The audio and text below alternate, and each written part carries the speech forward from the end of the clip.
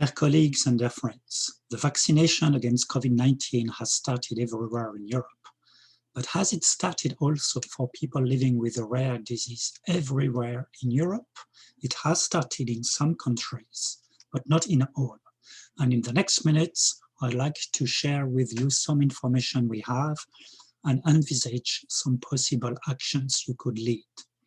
I will just share my presentation on vaccination of people with a rare disease, which countries are lagging behind in Europe.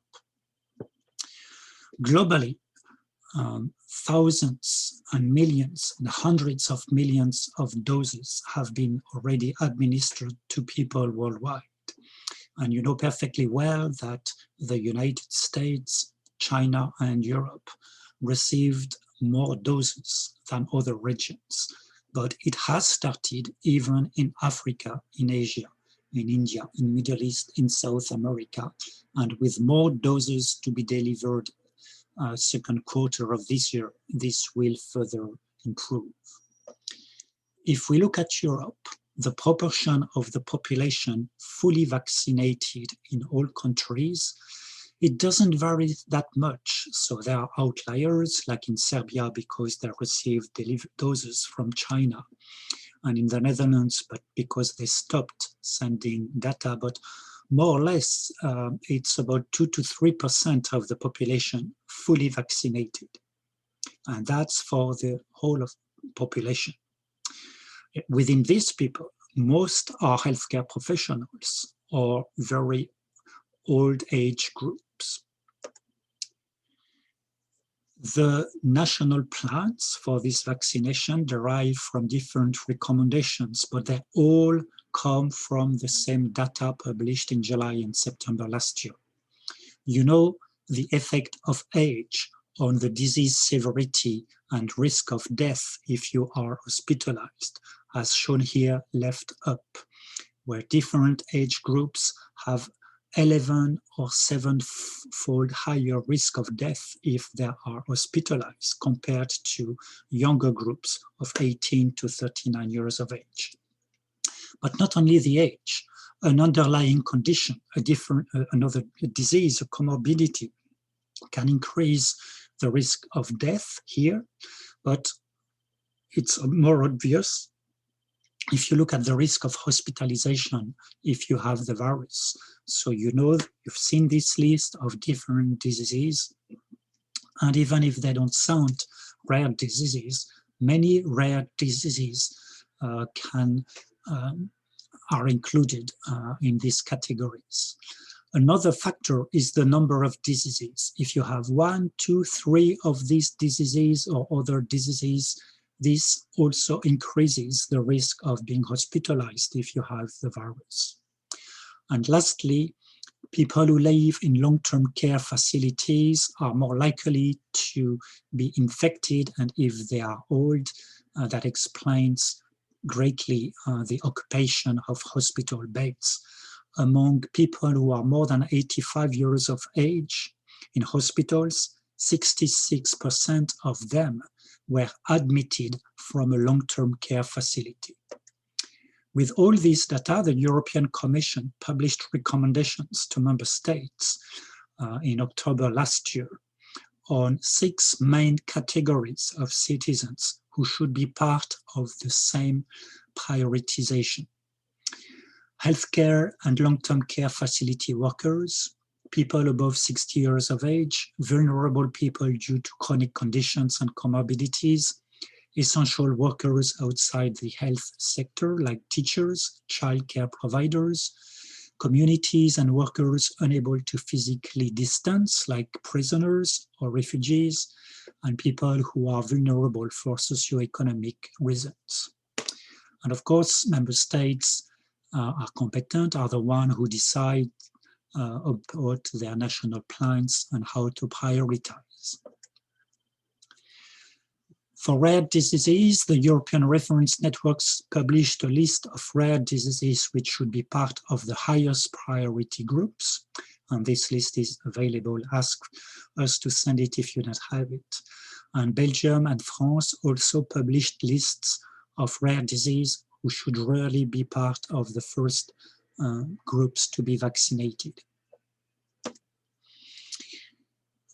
Different countries put the bar at different thresholds. Italy and Malta, for example, they decided that the very first group should be healthcare professionals and people above 80 years of age, which usually represent 4 to 6% of a country population.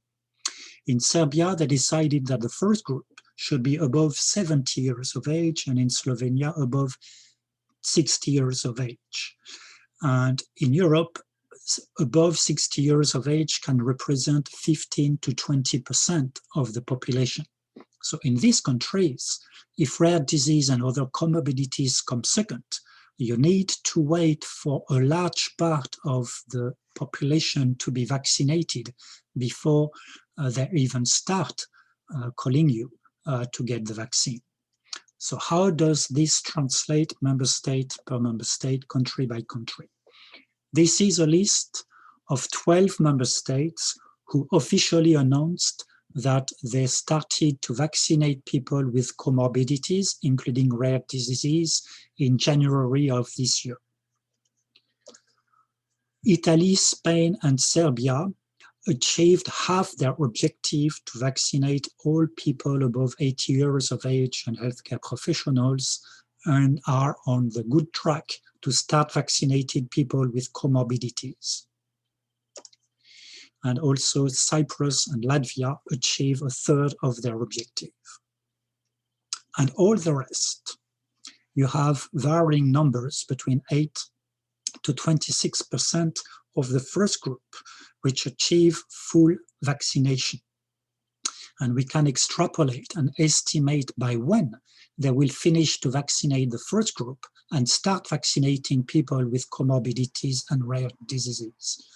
So look at this slide, see where you live, because depending on where you live, there are some actions that you can initiate to ask the authorities why they don't vaccinate people with comorbidities in parallel, together, simultaneously with the oldest age group.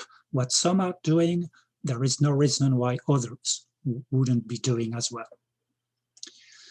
In terms of estimates and extrapolation, the calculation we made was to estimate the size of the first group who need to be vaccinated, the oldest, and the healthcare professionals.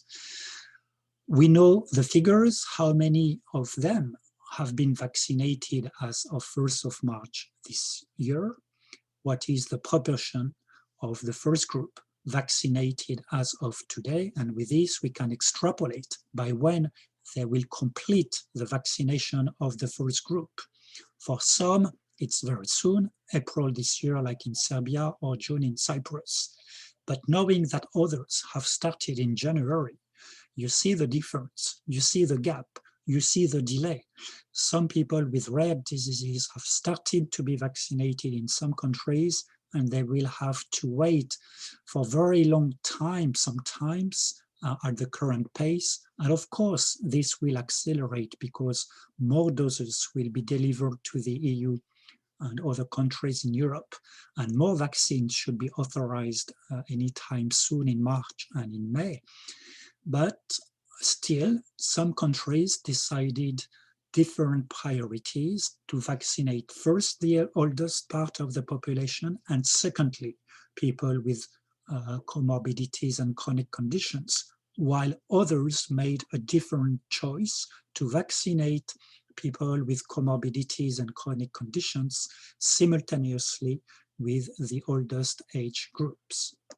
So we can also check in these countries if that is true. Have they started to vaccinate people? So we have some facts, some information from our members, like in UK, where we know from the 26th of January, one patient with no Duchenne muscular dystrophy received the first dose. A social network in France who surveyed 100,000 people with chronic kidney disease, and the highest priority group among them, half of them had received the first dose already. In Portugal, Rarissimas informed us in February that their residents and outpatients visiting their institution had received the first dose.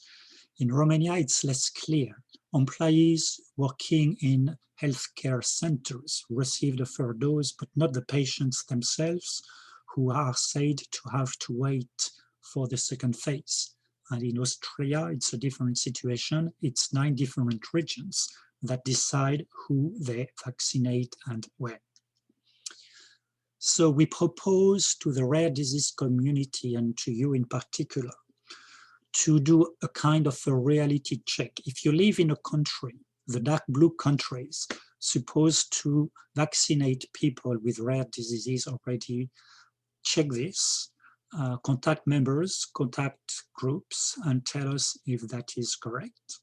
And if you live in one of the countries which haven't started to vaccinate people with a rare disease yet, ask authorities why they do so, why they've decided not to do it simultaneously with the oldest age groups, and use the data we provide you to advocate and insist that the highest priority groups with the rare diseases which really should be vaccinated urgently are actually vaccinated.